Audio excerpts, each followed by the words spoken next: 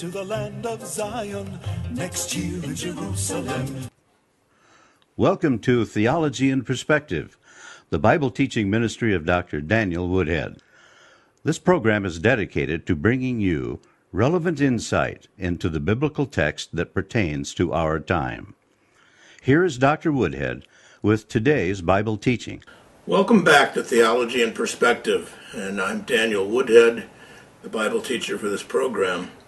I'm blessed that you could join us again as we again explore this wonderful prophecy that was given to the prophet Ezekiel about 2,600 years ago when he was taken captive to Babylon by Nebuchadnezzar, the king and general, if you will, of the Neo-Babylonian Empire.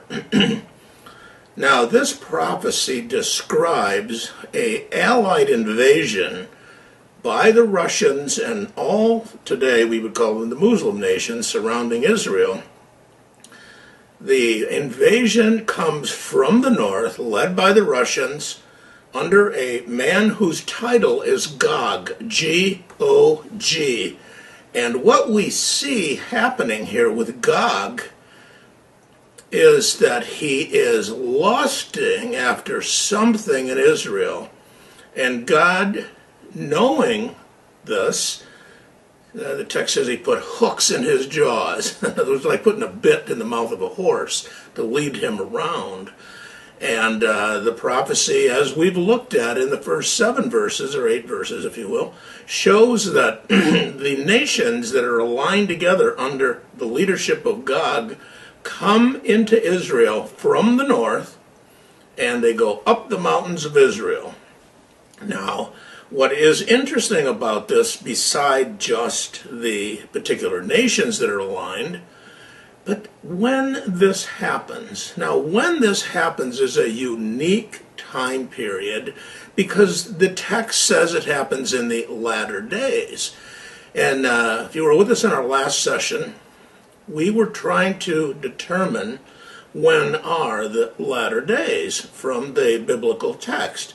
And what we noticed was that the Lord Jesus, whose Jewish name was Yeshua, he gathered his inner circle together, Peter, James, John, and Andrew, to discuss the latter days. And he said, when nation rises against nation. Now, what I find really interesting about this is that's an idiomatic phrase. It's a Jewish idiomatic phrase from the Old Testament. Hebrews would call this the Tanakh. That's how they refer to their Bible, if you will. But in Christianity, we refer to it as the Old Testament. Same book, same text, slightly different organization, but same text at any rate. And what we looked at was a couple of verses, referring to this end of times, if you will, or last days. Now, we saw one from 2 Chronicles, and we saw one from another passage. But what I want to do today is I want to show you a couple of other Jewish sources that speak to this same concept: nation rising against nation, city against city, area against area, country against country. The Zohar Chadesh states that at that time wars shall be stirred up in the world. Nation shall be against nation, city against city, much distress shall be renewed against the enemies of the Israelites. Is that happening today? Look over there. Look over there. The Bereshit Rabbah, which is a commentary on Genesis by the Jewish folks, it says, if you shall see the kingdoms rising against each other in turn, then give heed. And note, the footsteps of the Messiah. Now it's interesting, the footsteps of the Messiah means the Messiah, the sent one, who Jesus claimed to be, the text says he is. I know there's a lot of dispute, and many of our Jewish friends would deny that, which I understand.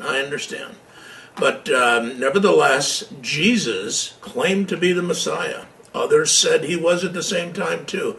So now the rabbis are clearly teaching that a worldwide conflict would signal the coming of the Messiah. Now what Yeshua did is he just corrected this a little bit.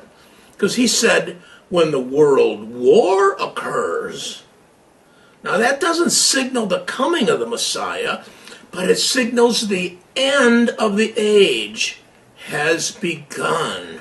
That's what I'm talking about here, and that's what the text is saying, the latter days. So these birth pangs that Jesus talked about are the same as the footsteps the rabbis talked about in the footsteps of the Messiah. So what this has to do is a series of events that lead up to the coming of the Messiah. World War I, which ran from 1914 to 1918, was the fulfillment of this particular prophecy, because it was the first time that the entire world was at war. And I think you can get all historians to pretty much agree on this, that World War I and II was just it was the same war, almost the same countries, and they both of these wars had a huge impact on Jewish history.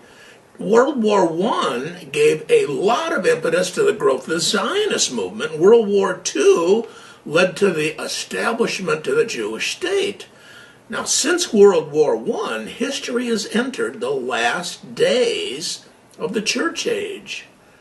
But the last days are an extended period of time. That was just the first birth pang. So the sign that the end of the age, or the latter days, if you will, had begun is this worldwide conflict that was initiated with World War I and then continued on with World War II.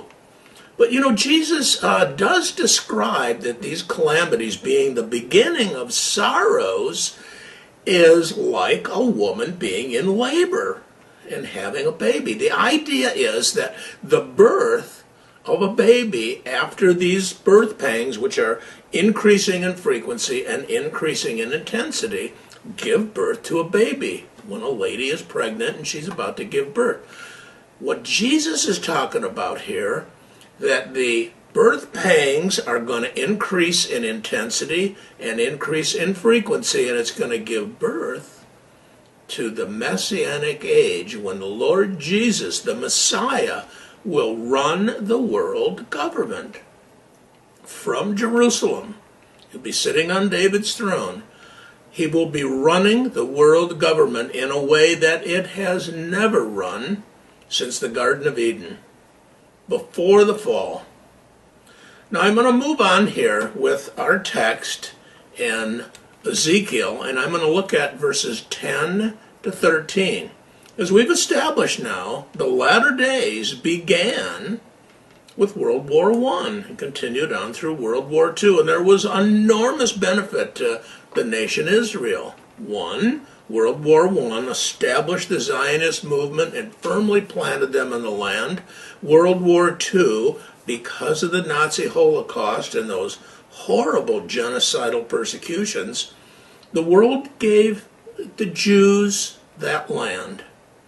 The land that they're in now, that some have called Palestine in the past, but they gave them that land. The United Nations voted overwhelmingly in favor of this. Doesn't matter what people are saying today. And I'm not even referring to the biblical mandate that gives them that land. I'm referring to the United Nations in 1947. But let's look at the text.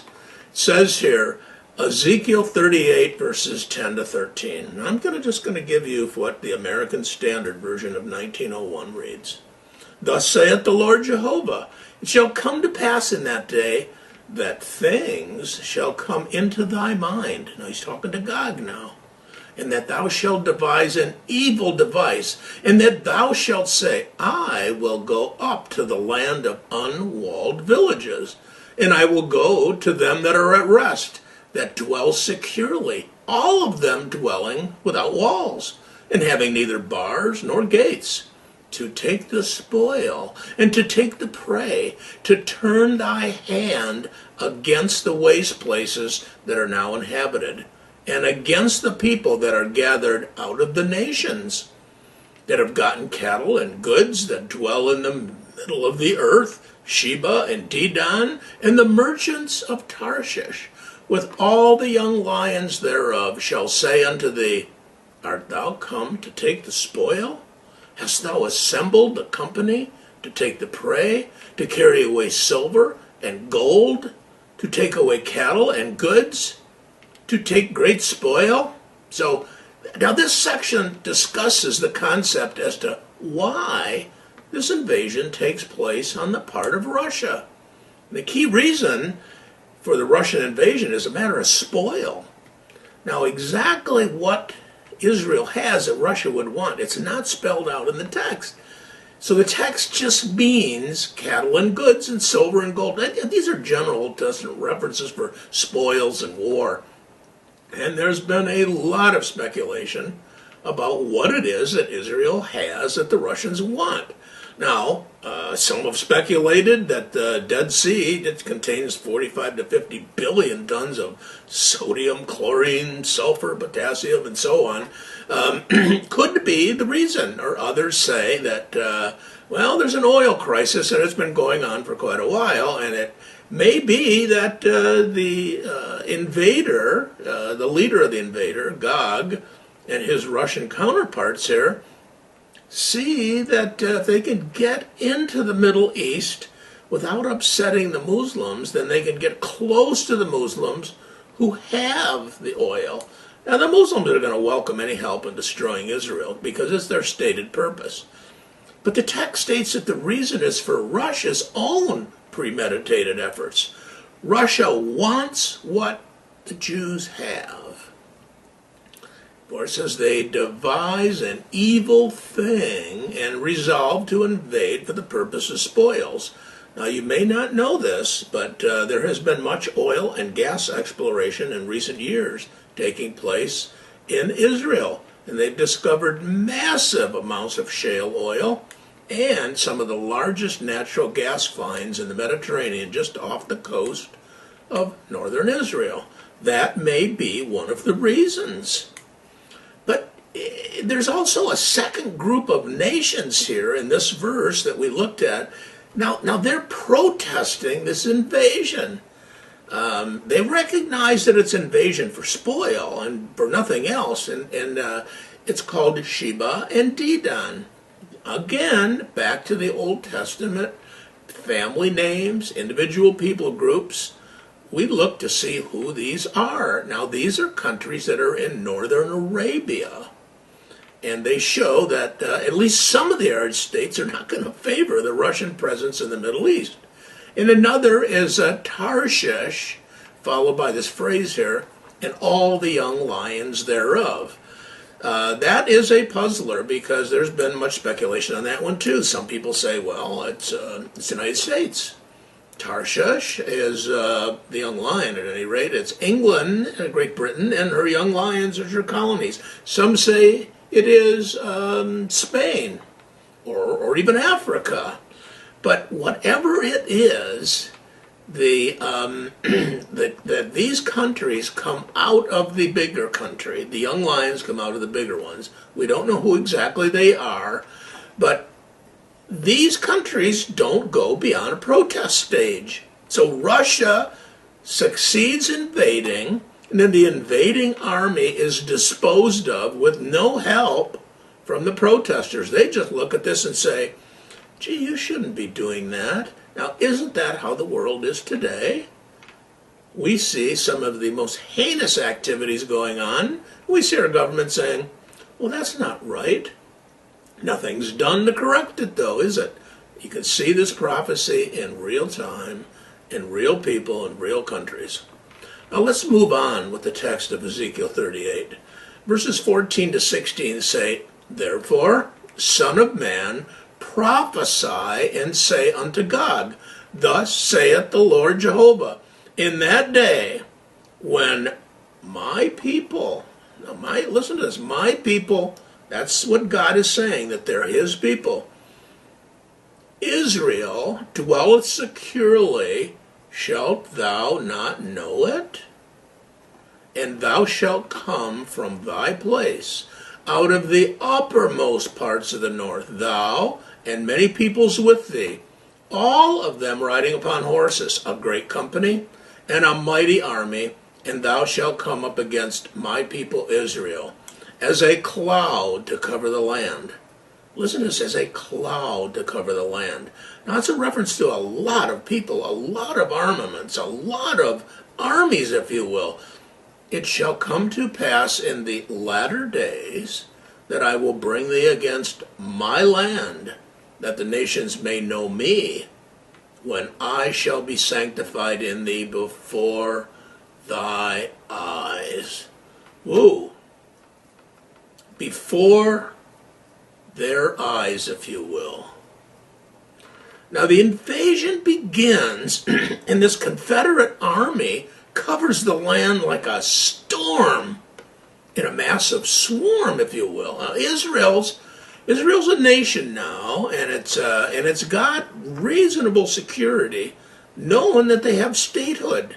They got legitimate statehood. They are dwelling securely. Some would say they're not dwelling securely because there are nations that are trying to overrun them. Well, there are nations that are trying to overrun us and everybody else, but we are dwelling securely.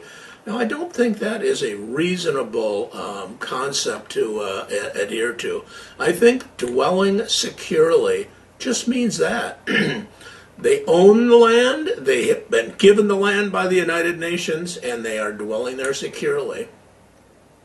It's interesting is that the uttermost parts of the north is a direct line north of Jerusalem to Moscow. Then there's the initial success on the part of Russia here. It says God's reason is given for allowing this invasion to come to pass as over against Russia's reasons. Now remember, Russia wants to go because there's spoil there. God says, though, he wants to be sanctified in the eyes of the nations in light of what's about to happen. In other words, he wants the nations to know who he is and that he's controlling these things. In addition to that, he calls Israel my land. My land. He's going to prove to everybody that'll listen to him he's always correct and he's in complete control of all events on the earth. You know, he does things for his own pleasure, and he will extract vengeance on those that have harmed his Jewish children, the apple of his eye. Now, I want to move on here a little bit, and I want to go through verses 17 to 23, which discusses the destruction of the invaders. So, having described God's purpose here, which is to bring glory to himself, he moves on to discuss how all this is going to happen. So look what he says here. This is really interesting. Thus saith the Lord Jehovah, art thou he of whom I spake in old time by my servants, the prophets of Israel that prophesied in those days for many years that I would bring thee against them? And it shall come to pass in that day when Gog shall come against the land of Israel, saith the Lord Jehovah, that my wrath shall come up into my nostrils, for in my jealousy and in the fire of my wrath have I spoken. Surely in that day there shall be a great shaking in the land of Israel, so that the fishes of the sea and the birds of the heaven and the beasts of the field and all creeping things that creep upon the earth and all the men that are upon the face of the earth shall shake at my presence, and the mountains shall be thrown down, and the steep places shall fall, and every wall shall fall to the ground. And I will call for a sword against him unto all my mountains, saith the Lord Jehovah. Every man's sword shall be against his brother. That's a civil war. And with pestilence and with blood will I enter into judgment with him, and I will rain upon him and upon his hordes and upon the many peoples that are with him an overflowing shower and great hailstorms, fire and brimstone, that's sulfur. And I will magnify myself and sanctify myself, and I will make myself known in the eyes of many nations, and they shall know that I am Jehovah, the Lord God of heaven. So we got this question here, or that has been a question about what these Russians are invading Israel. Why are they going to do this?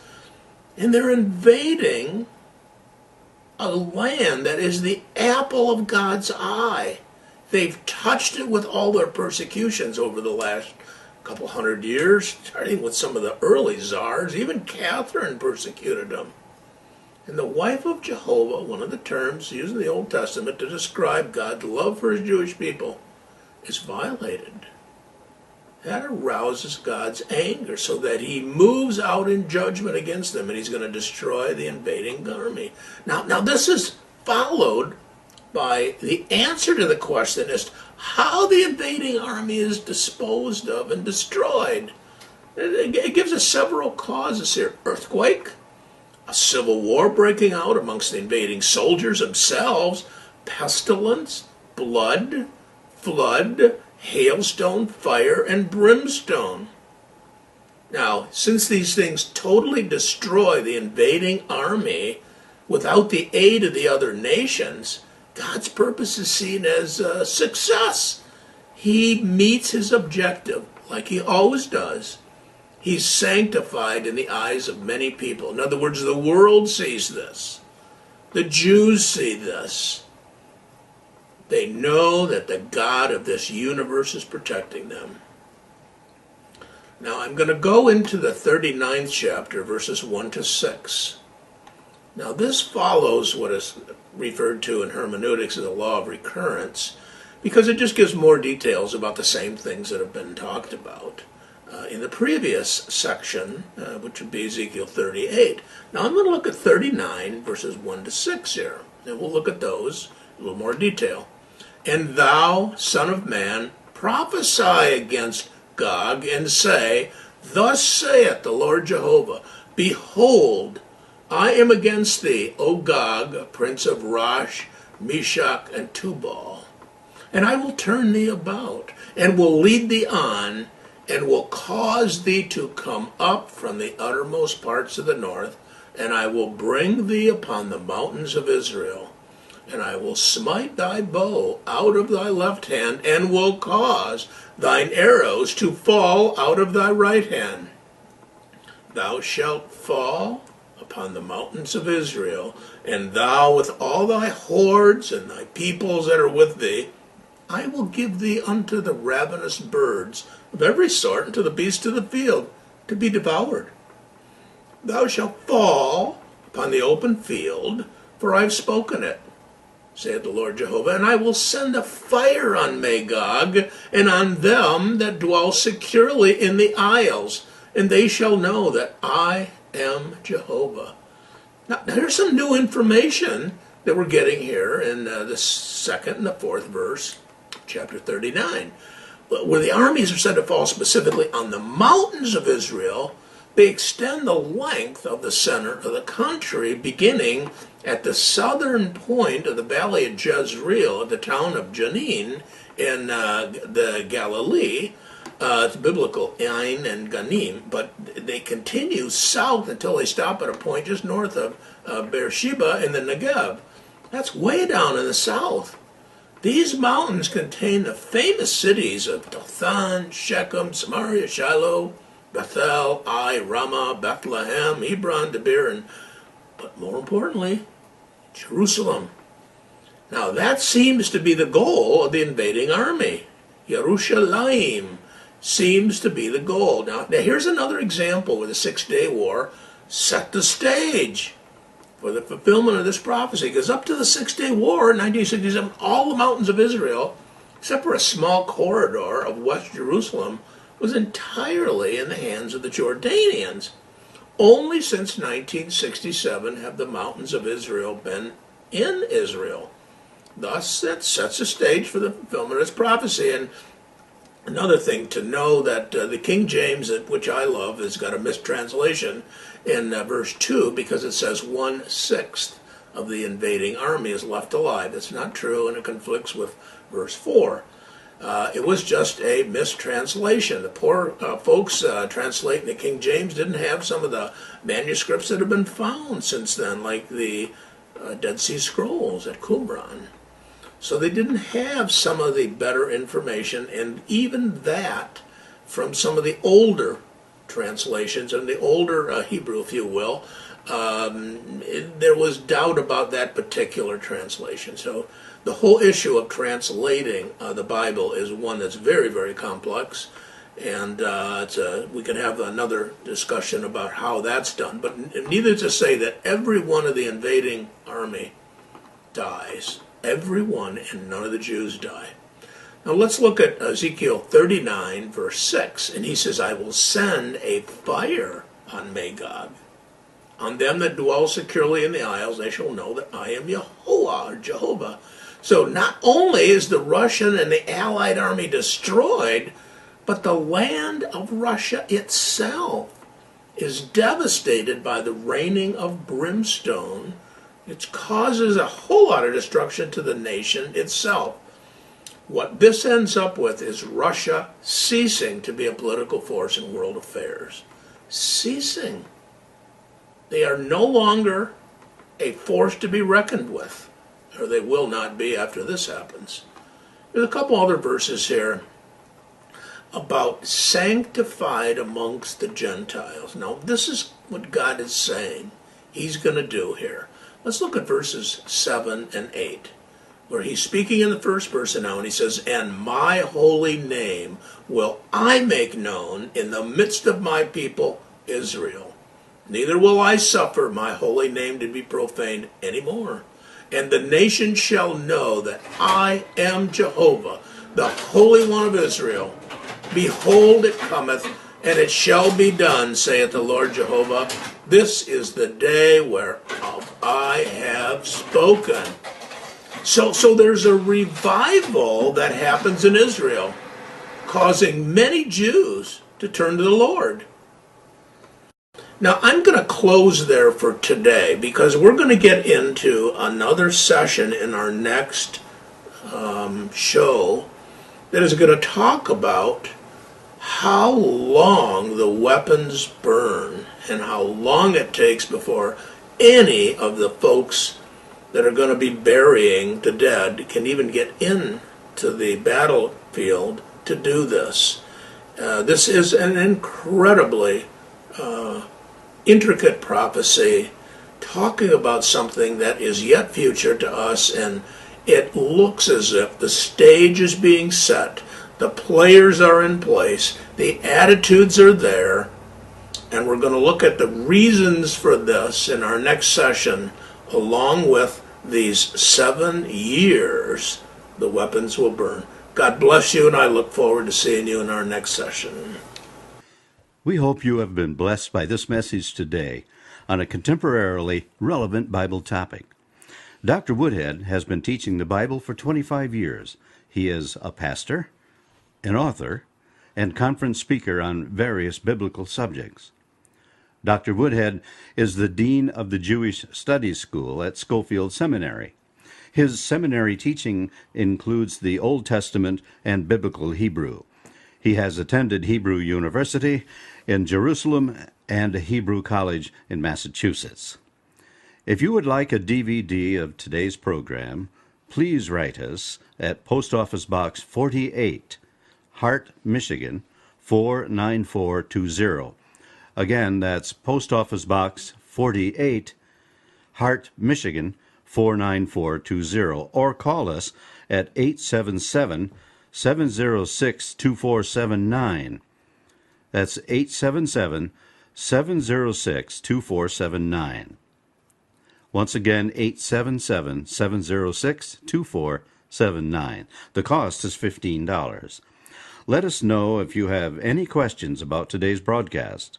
We look forward to providing you with continuing Bible messages each week on this station. God bless you.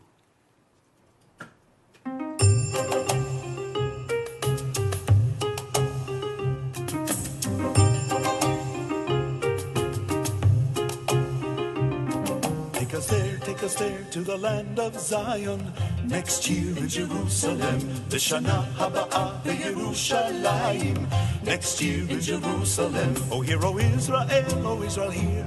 O Lord, thy kingdom come, thy will be done next year. L'shana haba'ah b'Yerushalayim. Next year in Jerusalem.